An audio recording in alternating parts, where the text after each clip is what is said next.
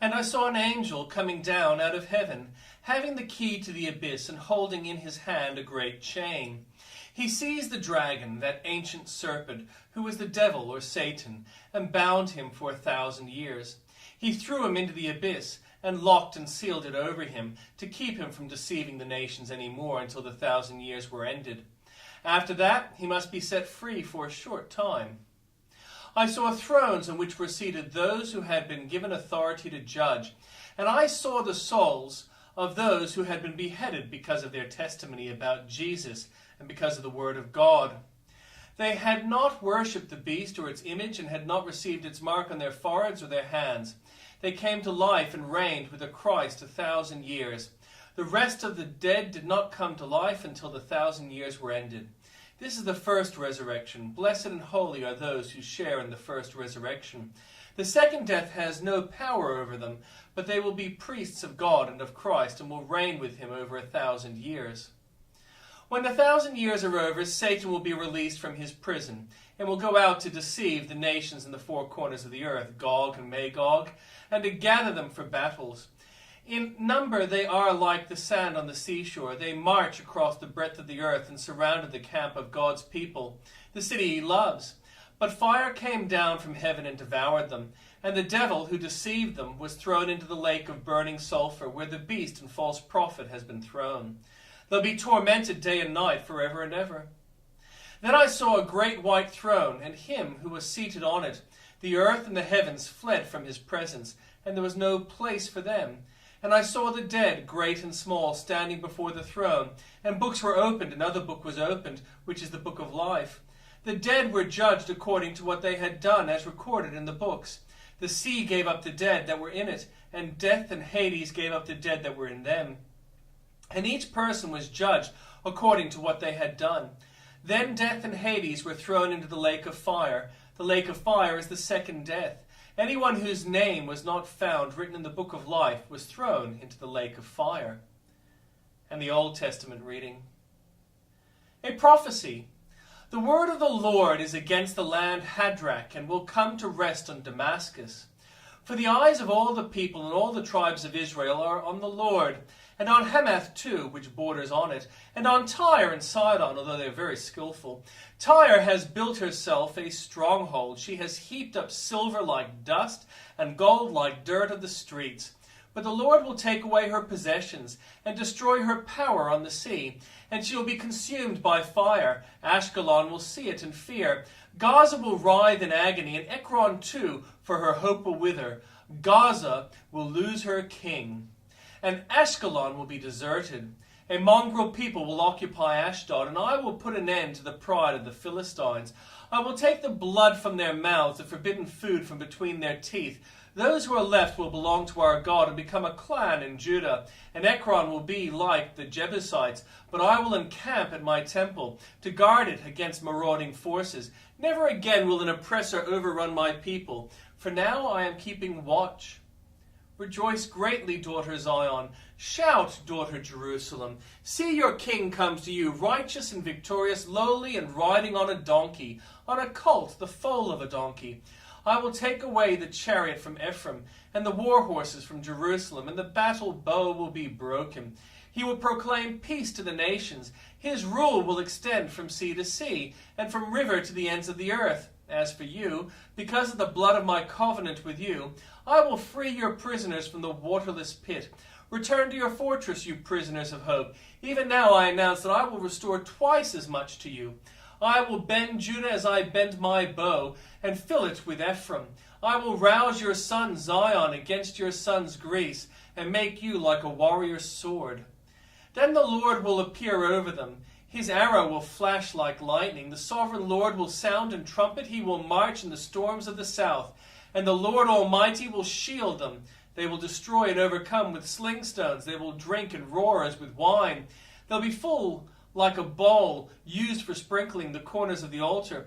The Lord their God will save his people on that day, as a shepherd saves his flock. They will sparkle in his land like jewels in a crown. How attractive and beautiful they will be. Grain will make the young men thrive, and new wine the young women. Ask the Lord for rain in springtime. It is the Lord who sends the thunderstorms. He gives showers of rain to all people, and plants the field to everyone. The idle speak deceitfully. Diviners see visions that lie. They tell dreams that are false. They give comfort in vain. Therefore the people wander like sheep, oppressed for lack of a shepherd. My anger burns against the shepherds, and I will punish the leaders. For the Lord Almighty will care for his flock, the people of Judah, and make them like a proud horse in battle. From Judah will come the cornerstone, from him the tent peg, from him the battle bow, from him every ruler. Together they will be like warriors in battle, trampling their enemy into the mud of the streets. They will fight because the Lord is with them, and they will put the enemy horsemen to shame. I will strengthen Judah and save the tribes of Joseph. I will restore them because I have compassion on them.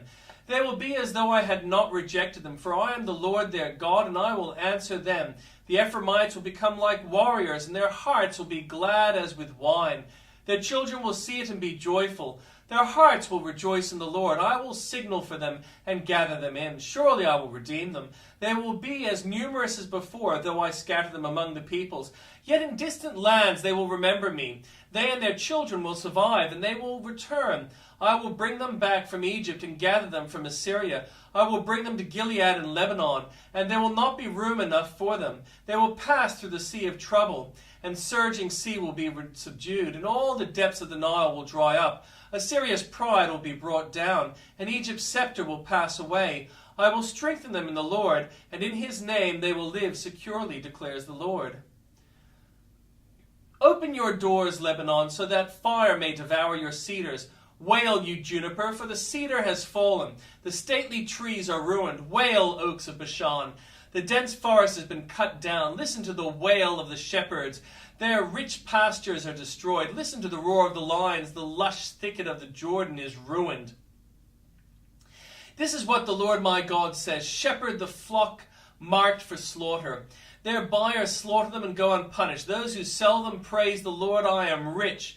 Their own shepherds do not spare them, for I will no longer have pity on the people of the land, declares the Lord. I will give everyone into the hands of their neighbors and their king. They will devastate the land, and I will not rescue anyone from their hands.